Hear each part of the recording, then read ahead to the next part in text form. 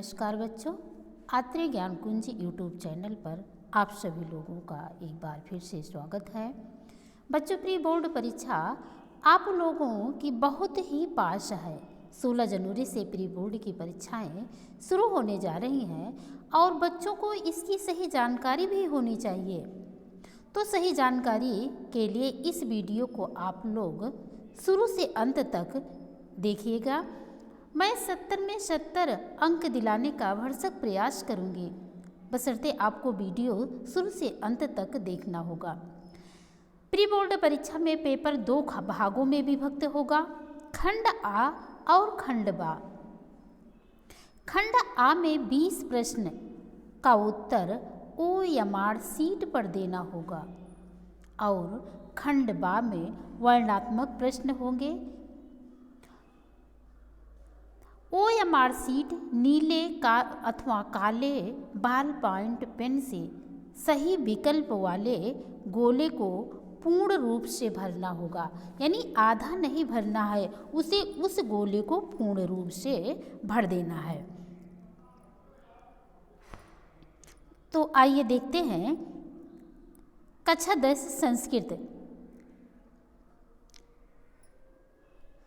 यहाँ 3 घंटे का पेपर होगा, 3 घंटे 15 मिनट का पेपर होगा, जिसमें से 15 मिनट आप लोगों को पेपर पढ़ने के लिए मिलेंगे। पहला प्रश्न है इसमें, देखिए प्रश्न संख्या 1 एवं 2 गद्यांश आधारित प्रश्न है। गद्यांश को ध्यान से पढ़ें और उत्तर का चयन करें, यानी इस गद्यांश को ध्यान से पढ़ना है और इसी आधार पे उत्तर को ढूंढना है। इसमें गद्यांश है, संक्रह केरल प्रदेशे मालावार प्रांते पूर्णाख्या नद्यास्तटे स्थिते सलक ग्रामे 88 अधिके सप्तशतम में ख्रीष्टाब्दे नम्रूद कुले जन्म लेभे। तस्य पितुर्नाम शिवगुरु आसीत्, मातुस्य सुभद्रा, शशवा देव शंकरः अलौकिक प्रतिभा संपन्नः आसीत्। 8 वर्ष देशीय सन्नपि परम मेधावी असो वेद वेदांते प्रवीणम आप। पहले इसका अर्थ जान लिए। शंकर केरल प्रदेशी, शंकर आदि शंकराचार्य पाठ से लिया गया है। शंकराचार्य यानी शंकर केरल प्रदेश के मालावार प्रांत में पूर्णाख्या नद्या तट है, पूर्णा नदी के तट पर स्थित सलग्राम में 88 अधिके सप्तम ख्रीष्टाब्द है। 88 अधिके सप्तशतम यानी 788 ईस्वी में नम्रूद कुले जन्म लेभे, नम्रूद कुल में जन्म लिया था। तस्य पितुर नाम शिवगुरु आसीत, उनके पिता का नाम शिवगुरु था। मातुस्य सुभद्रा और माता का नाम सुभद्रा था। शशव देव शंकर अलौकिक प्रतिभा संपन्ना आसीत, शशव काल से शंकर अलौकिक प्रतिभा से संपन्न थे। 8 वर्ष देशीय सन्नपि 8 वर्ष का होते हुए परम मेधावी असो वेद वेदांगम प्रवीणम आप, यानी ये वेद वेदांग में प्रवीणता को प्राप्त कर लिए। अब इससे संबंधित प्रश्न है। पहला है उक्त गद्यांश का शीर्षक है, यानी जो ऊपर गद्यांश दिया गया है उसका शीर्षक क्या है। विश्व कवि रविंद्र है, आदि शंकराचार्य है, मदन मोहन मालवीय है, दीन बंधु ज्योतिबा फुले है। तो हमने पहले ही बता दिया गया था कि ये आदि शंकराचार्य से लिया गया, यानी खा वाला उत्तर सही होगा। तो जो OMR सीट मिलेगी उसमें जो खा वाला ये गोला हो रहेगा, उसी जैसे इस तरह से 4 गोले बने होंगे। यहाँ पर का होगा, एक खा होगा, एक गा होगा, एक घा होगा, इस तरह से होगा, या ABC इस तरह, ABCD इस तरह से होगा। तो यहाँ पर जब खा वाला उत्तर सही है तो ये जो गोला है इसी को भरना होगा, यानी जो खा वाला गोला है इसी को भरना होगा। चलिए अगला प्रश्न देखते हैं हम। फिर पूछ रहे हैं शंकर कस्मिन प्रदेश से जन्म लेभे। तो यहाँ पर ऊपर पढ़ा था शंकर केरल प्रदेश से, यहाँ पर उत्तर आया है है भी यहाँ पर। शंकर कस्मिन प्रदेश से जन्म ले भे, शंकर किस प्रदेश में जन्म लिए, मध्य प्रदेश में, केरल प्रदेश में, उत्तर प्रदेश में, इनमें से कोई नहीं। तो यहाँ पर हो जाएगा उत्तर केरल प्रदेश में। शंकर ने केरल प्रदेश में जन्म लिया था। फिर अगला है गुरु नानकस्य पितुः नाम किम, यानी गुरु नानक के पिता का क्या नाम था। गुरु नानकस्य पितुः किम नाम आसीत, तो गुरु नानक के पिता का नाम कालू मेहता था, ननकाना साहिब था, रैदास था या अंगदेव था। तो इनके पिता का नाम था मेहता कल्याण दास और कालू मेहता के नाम से जाने जाते थे। तो ये का वाला सही हो जाएगा, ये कालू मेहता। फिर है वृक्षः कः सलिल पानन कुर्वते, वृक्ष किसके द्वारा जल का पान करता है। मुखे मुख के द्वारा, पादे पैरों के द्वारा, हस्ते हाथ के द्वारा, नेत्रे नेत्रों के द्वारा। तो वृक्ष जो होते हैं वो अपने जड़ रूपी यानी पैर के द्वारा, जड़ रूपी पैर के द्वारा जल का पान करते हैं। तो यहाँ पर पादे सही हो जाएगा। फिर है अगला पृथिव्याम कति रत्नानि सन्ति, पृथ्वी पर कितने रत्न है। सप्त पंच त्रीणि चत्वारि, तो श्लोक पढ़ा था पृथिव्याम त्रीणि रत्नानि जलम अन्नम सुभाषितम, ये त्रीणि सही हो जाएगा, यानी पृथ्वी पर 3 रत्न है। अगला है अभिवादनशील से, श्लोक हमने पढ़ा है अभिवादनशील से नित्यम वृद्धोपसेविना। तो यहाँ यशो सही होगा, नित्य सही होगा, या आयु सही होगा, या बलम हो सही होगा। तो श्लोक हमने पहले ही पढ़ा है अभिवादनशील से नित्यम वृद्धोपसेविना, तो यहाँ पर नित्य सही हो जाएगा। अगला प्रश्न है कर्मेणैवाधिकारस्ते मा फलेषु कदाचन, सूक्ति पाठ से उद्धृत है, यानी ये श्लोक को पढ़ने से ही पता चल जाता है कि किस पाठ से है। लक्ष्यवेद परीक्षा से है, सूक्ति सुधा से है, विद्यार्थी चर्या से है, गीतामृतम से है। तो यह श्लोक हमने कर्मेणैवाधिकारस्ते मा फलेषु कदाचन, इस श्लोक को हमने गीतामृतम में पढ़ा था। गीता में भगवान श्री कृष्ण अर्जुन को उपदेश दे रहे हैं, यानी गीतामृतम पाठ का यह पहला ही श्लोक है। अगला है ये कथा नाटक कौमुदी से है किम नाटकम दृष्ट्वा गांधीना हृदय परिवर्तितम, यानी किस नाटक को देख करके गांधी का हृदय परिवर्तित हुआ था। अभिज्ञान शाकुंतलम को देखा था, हरीशचंद्र को देखा था, प्रतिमा नाटकम को देखा था, या स्वप्नवासो दत्तम को देखा था। तो उस महात्मा गांधी ने हरीशचंद्र, सत्यवादी हरीशचंद्र के नाटक को देख करके उस सत्य की राह पर चलने के लिए आतुर हो गए थे। हरीशचंद्र सही होगा। अगला होगा नागानंद से नाटक से रचयिता अस्ति, नागानंद नाटक का रचयिता है, भवभूति है। विशाख दत्त हैं, हर्षवर्धन है, बाणभट्ट हैं। तो नागानंद नाटक की रचना हर्षवर्धन ने किया था, यहाँ पर हर्षवर्धन सही हो जाएगा। अगला है सन्मित्रम लक्षणम इदम प्रवन्ति धीरः सन्तः कः अकथयत, ये वयम भारतीय पाठ का है। इसको क्या कहते हैं, जसविंदर कहता है, जसविंदर कहता है कि सन्मित्रम लक्षणम इदम प्रवन्ति धीरा, ये जसविंदर का कथन है। अगला है व्याकरण से जो संबंधित है, इक प्रत्याहार के वर्ण है। इक प्रत्याहार में कौन कौन से वर्ण आते हैं। आयुड़ से लेकर के री ऋग, तो यहाँ पर आयुड़ है और री लिक है। तो प्रत्याहार के लिए पहला वर्ड लिया जाता है और लास्ट वाला तो ई लिया जाएगा और यहाँ से का लिया जाएगा। तो यहाँ पर कितने आ गए, ई उ री ली। तो इसमें देखना है कि कौन सा आ ई उ री है, ई उ री ली है, ई उ री ली ए है, या ई उ री है। तो यहाँ पर ये देखना है कि ई आ रहा है, ऊ आ रहा है, री आ रहा है, ली आ रहा है, किस में आ रहा है, ई उ री ली दूसरे में आ रहा है, यानी दूसरा वाला सही है, दूसरा वाला सही है। अगला है ता का उच्चारण स्थान, ता का उच्चारण स्थान क्या है। कंठ है, मूर्धा है, दंत है, ओष्ठ है, यानी ता का उच्चारण हम कहाँ से करते हैं, तो ये दंत सही हो जाएगा, दंत है, ता का उच्चारण स्थान दंत है।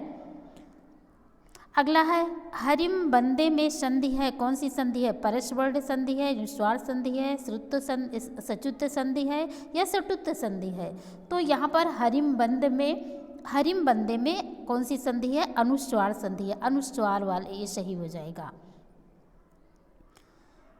अगला पूछ रहा है नमस्ते का संधि विच्छेद कीजिए, नमस धनते, नमः धनते, नमो धनते, इनमें से कोई नहीं, कौन सा सही होगा, नमस धनते, नमः धनते, नमो धनते, तो हो जाएगा नमः धनते, यहाँ पर विसर्ग का सा हो जाता है, नमस्ते शब्द बन जाता है। अगला है राजा पद किस विभक्ति एवं वचन का रूप है, राज्ञा पद किस विभक्ति एवं वचन का है, राज्ञानम, राज्ञानम, राज्ञा किस विभक्ति का है। यहाँ पर है तृतीय विभक्ति एक वचन, ये तृतीय विभक्ति एक वचन का है, पंचमी है, पूछा गया है पंचमी विभक्ति एक वचन, पंचमी विभक्ति एक वचन का होगा नहीं, पंचमी विभक्ति बहुवचन का होगा नहीं, पहले वाले में द्वितीय विभक्ति एक वचन था होगा नहीं, ये तृतीय विभक्ति एक वचन का रूप है। आगे फिर पूछते हैं वारी पद का षष्ठी एक वचन में रूप होगा, वारी शब्द का षष्ठी एक वचन में रूप होगा, वारिणा होगा, वारिणी होगा, वारिणी होगा, वारिणी होगा, तो कौन सा सही होगा। इसमें से वारिणा जो है वो तृतीया एक वचन का है, वारिणी जो है वो सप्तमी एक वचन का है, यहाँ पर वारिणी दिया गया है, वारिणी होना चाहिए था, यही क्या कहते हैं षष्ठी एक वचन का है, वारिणे ये सप्तमी एक वचन का है, चतुर्थी एक वचन का है, वारिणी शब्द हो जाएगा, षष्ठी एक वचन का वारिणी शब्द हो जाएगा, ये वारिणे चतुर्थी एक वचन का है, तो यहाँ पर षष्ठी एक वचन का वारिणी, विसर्ग नहीं होगा, इसमें गलत हुआ है, विसर्ग नहीं होगा, वारिणी ऐसे लिखा जाएगा, वारिणी, इस तरह से ये चतुर्थी एक वचन, षष्ठी एक वचन का रूप होगा।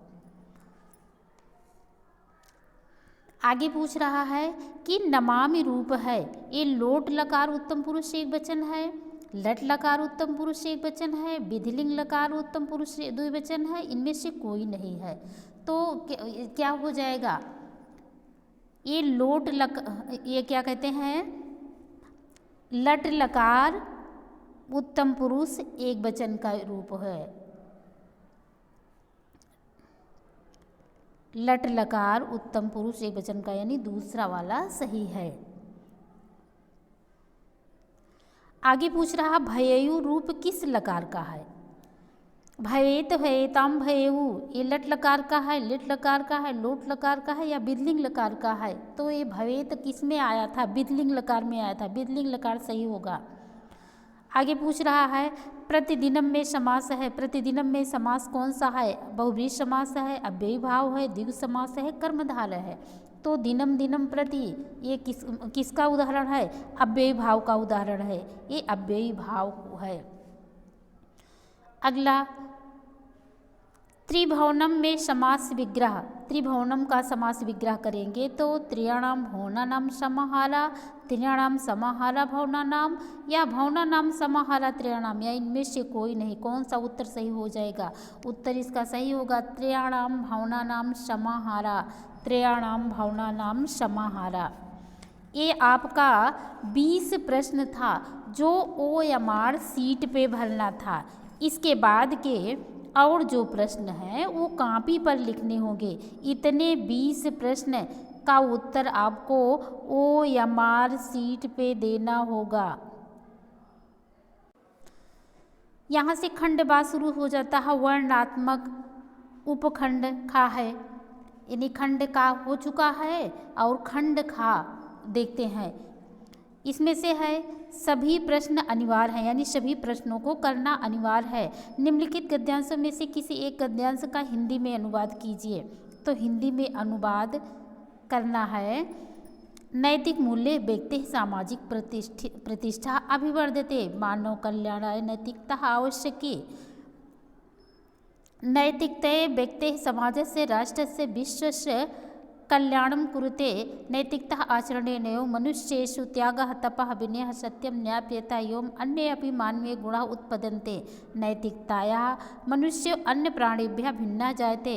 तदाचरणे व्यक्तिः समाजस्य च जीवनम् अनुशासितं निष्कण्टकं च भवति। तो इस गद्यांश का हिंदी में अनुवाद करना है। हिंदी में अनुवाद करने के लिए देखिए, नैतिक मूल्य व्यक्ति सामाजिक प्रतिष्ठा अभिवर्धते। नैतिक मूल्य से व्यक्ति की सामाजिक प्रतिष्ठा बढ़ती है। मानव कल्याणाय नैतिकता आवश्यक है।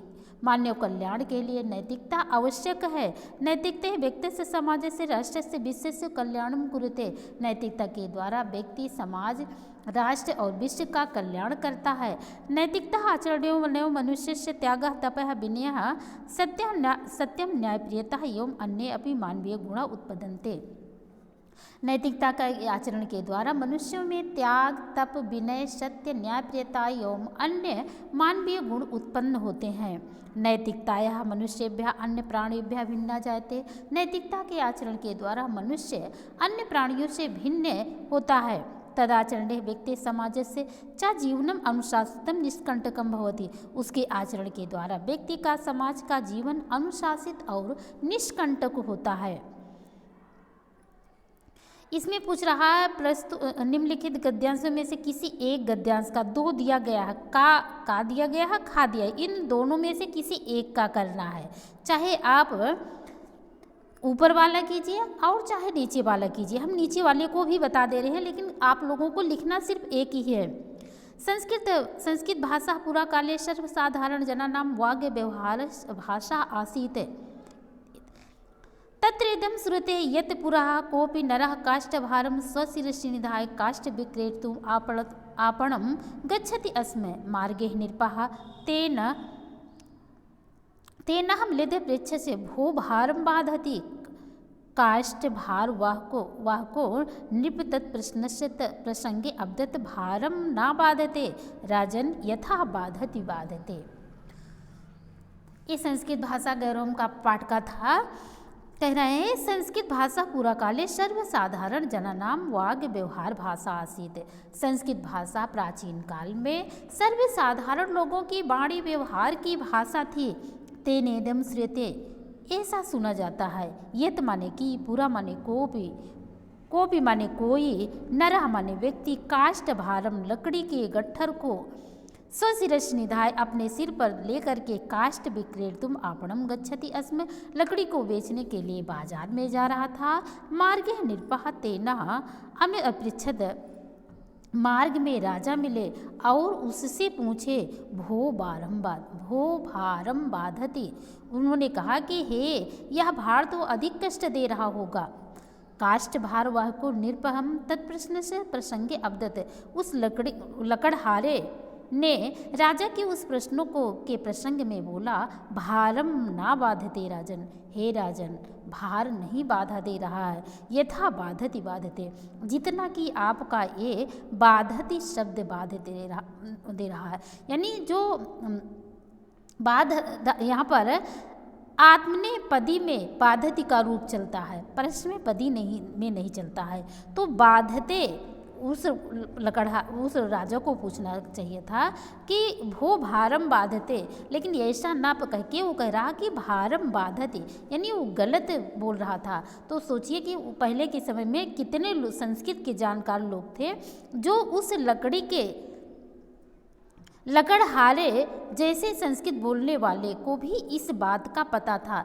तब वह राजा से उसके प्रश्नों में बोलता है कि हे राजन, यह भार नहीं पीड़ा दे रहा है, जितना कि आपका बाधति शब्द पीड़ित कर रहा है। ये तो था गद्य का। फिर अगला है दूसरा, निम्नलिखित पाठों में से किसी एक पाठ का सारांश हिंदी में लिखिए। इसमें से सारांश लिखना है कवि कुलगुरु कालिदासा, विश्व कवि रविंद्रा, मदन मोहन मालवीय। 3 दिया गया है, तीनों में से एक करना है। तो इन तीनों में से एक आप लोग कीजिएगा। अगला देखिए, तीसरे भी निम्नलिखित श्लोकों में से किसी एक श्लोक की हिंदी में व्याख्या कीजिए। इसमें से 2 श्लोक दिए गए हैं, 2 श्लोक में से किसी एक श्लोक का हिंदी में व्याख्या करना है। वो क्या है देखते हैं। भाषं पश्यसि यदेनं तथा ब्रूहि पुनर्वचः शिरः पश्यामि भाषस्य नागात्रमिति सो अब्रवीत। ये लक्ष्य भेद परीक्षा पाठ का है, पहला ही पाठ है। इसमें आचार्य द्रोणाचार्य एक गिद्ध पक्षी को, बनावटी गिद्ध पक्षी को पेड़ की ऊपरी टहनी पर रख करके अपने सभी राजकुमारों को आदेश देते हैं। कहते हैं सबसे पहले युधिष्ठिर को बुला करके निशाना साधने के लिए कहते हैं। तो जब युधिष्ठिर निशाना साधते हैं तो कहते हैं कि वह सब कुछ देख रहे हैं तो उन्हें हटा देते हैं। फिर उसके बाद में अर्जुन को बुलाते हैं, अर्जुन अंत में लक्ष्य को सिद्ध साधते हैं। तो यहाँ पर है भाषं पश्यसि, यहाँ पर आचार्य द्रोणाचार्य पूछ रहे हैं कि यदि तुम भास पक्षी को देख रहे हो, यदेनम तथा ब्रूहि, तो मुझसे पुनः, ब्रूहि माने पुनर्वचः माने पुनः बताओ। यदि तुम भास पक्षी को देख रहे हो तो मुझसे पुनः बताओ। शिरः पश्यामि भाषस्य नागात्रमिति सो अब्रवीत। यहाँ पर अर्जुन पुनः उत्तर देते हैं आचार्य द्रोणाचार्य से, शिरः पश्यामि, मैं भास पक्षी के सिर पे सिर को देख रहा हूँ, ना गात्रमिति, मैं उसके गात्र माने शरीर को नहीं देख रहा हूँ, सो अब्रवीत। इस प्रकार से अर्जुन आचार्य द्रोणाचार्य से बोलते हैं। दूसरा श्लोक है, यो न हिष्यति न द्वेष्टि न शोचति न कांक्षति शुभाशुभ परित्यागी भक्तिमान्यः सः मे प्रियः। ये गीतामृतम पाठ का है। यहाँ पर श्री कृष्ण अर्जुन को उपदेश देते हुए कहते हैं कि यो न हिष्यति न द्वेष्टि न शोचति न आकांक्षति।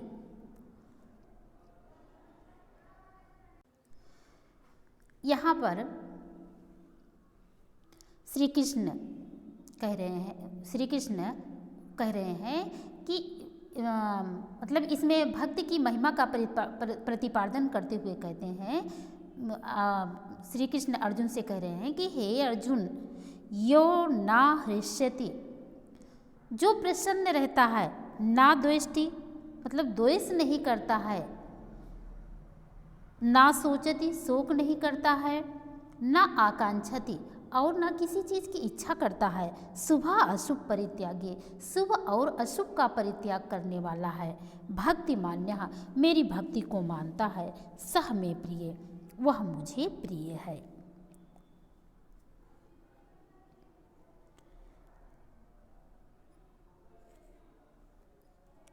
अगले में सूक्ति है, निम्नलिखित सूक्तियों में से किसी एक सूक्त की हिंदी में व्याख्या कीजिए। वो सूक्तियाँ कौन कौन सी हैं, यानी 3 सूक्तियाँ दी गई हैं, तीनों में से एक करना है। पहला है मूढ़े पाषाण खंडेषु रत्न संज्ञा विधीयते। मूढ़े पाषाण खंडेषु रत्न संज्ञा विधीयते, यानी ये सूक्ति सुधा पाठ से लिया गया है। इसकी व्याख्या करनी है, संदर्भ नहीं लिखना है। मूढ़े है पाषाण, मूढ़े माने पहले इसका अर्थ देख लेते हैं। जो मूर्ख लोग होते हैं, पाषाण खंडेश माने पत्थर के टुकड़े को रत्न संज्ञा विधेते, यानी रत्न की संज्ञा देते हैं। रत्न मानने के लिए कहते हैं। इसमें सांसारिक मनुष्य भौतिक सुखों को ही वास्तविक सुख मान लेते हैं। उनके इस अज्ञान के कारण ही वे हीरे रत्न मणियों आदि को ही वास्तविक रत्न मानते हैं और वे अपने लक्ष्य आनंद स्वरूप ब्रह्म को प्राप्त नहीं कर पाते हैं।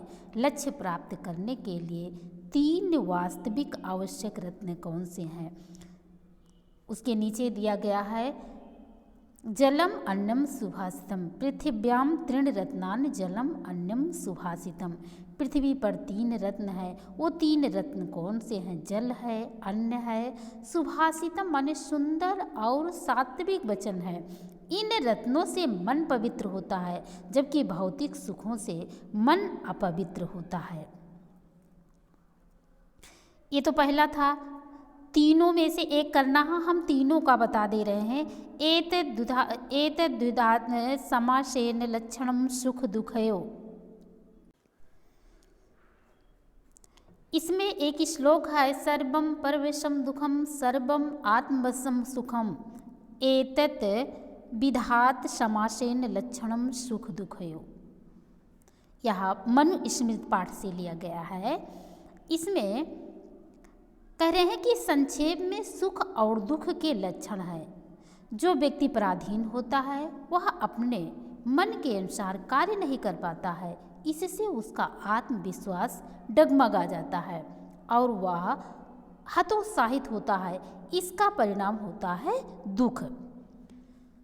पराधीन व्यक्ति को चाहे कितना ही सुख और ऐश्वर्य क्यों ना मिल जाए, परंतु हीन भावना के कारण वह दुख का ही अनुभव करता है। इसके विपरीत जो स्वतंत्र होते हैं सब प्रकार के सुख का अनुभव करते हैं। अपने कार्य स्वतंत्रता से करने के कारण उस व्यक्ति में आत्मविश्वास उभरता है और उसका परिणाम होता है सुख। अतः पराधीनता में दुख है, स्वाधीनता में सुख है। यही संक्षेप में सुख और दुख के लक्षण हैं, क्योंकि कहा भी गया है पराधीन सपनों सुख नाही। पराधीन व्यक्ति को स्वप्न में भी सुख का अनुभव नहीं होता है। अगला है समत्वम योग उच्यते।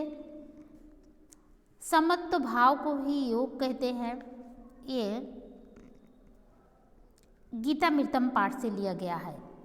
इसमें सफलता और असफलता, दुख और सुख, अमीरी और गरीबी को समान भाव से समझना ही समत्व भाव कहलाता है। जो व्यक्ति दुख में हताश नहीं होता है और सुख में अहंकारी नहीं होता है, उसे समत्व भाव वाला समझना चाहिए। ऐसा व्यक्ति ज्ञानी होता है। वह जानता है कि दुख के बाद अनिवार्य रूप से सुख आता है और सुख के बाद अनिवार्य रूप से दुख आता है। फिर दुख और सुख में समान भाव क्यों नहीं रखा जाए। भगवान कृष्ण इस समत्व भाव को योग कहते हैं, क्योंकि योग द्वारा मन एकाग्र होता है और एकाग्र मन वाला व्यक्ति ही समत्व भाव से युक्त हो सकता है। ये तो तीनों सूक्तियाँ थी आप लोगों की। इन तीनों सूक्तियों में से किसी एक को ही करना है, यानी तीनों नहीं लिखना आप लोगों को, नहीं तो नंबर कट जाएगा। इसलिए तीनों में से किसी एक सूक्ति को करना है। हमने तीनों बता दिया है, अब इनमें से आपको चुनना है कि कौन सा करना है। अगला है निम्नलिखित में से किसी एक श्लोक का अर्थ संस्कृत में लिखिए। इसका इस जो 2 श्लोक दिया गया है, इन दोनों में से किसी एक श्लोक को करना है। यानी 2 दिया गया है, काव्य शास्त्र विनोदेन कालो गच्छति धीमताम विष्णेन च मूर्खाणाम निद्रा कलहेन वा। एक श्लोक दिया गया है, एक इसके नीचे दिया गया है। इन दोनों में से एक ही करना है। इसका काव्य शास्त्र विनोदेन कालो गच्छति धीमताम विष्णेन च मूर्खाणाम निद्रा कलहेन वा। इसका संस्कृत में अर्थ देखिए। अस्मिन् श्लोके कवि कथयति यत् बुद्धिमतां जनानां समया काव्यानां शास्त्राणां च आनन्दलाभेन व्यतीयाति परं मूर्खाणां तु समया धूति आदि विष्णेन शयनेन कलहेन वा याति। यानी अगर हिंदी में व्याख्या करते हैं कि तो कहेंगे जो बुद्धिमान लोग होते हैं उनका समय काव्य और शास्त्र के विषय में चर्चा करने में बीतता है, और जो मूर्ख लोग होते हैं उनका समय निद्रा में लड़ाई झगड़ा करने आदि में बीतता है।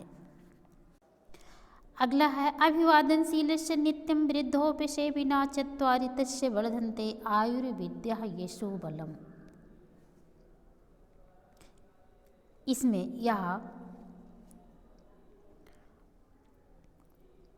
पाठ मन इसमें से लिया गया है। इसका संस्कृत में व्याख्या करेंगे तो कहेंगे अस्मिन् श्लोके मनु कथयते यत् यः जनः स्वः पूज्यानां प्रणमति वृद्धानां सेवा कुर्वति तस्य जनस्य यानी ऐसे लोगों की आयु विद्या यशः बलम् इति चत्वारि वस्तूनि वर्धन्ते।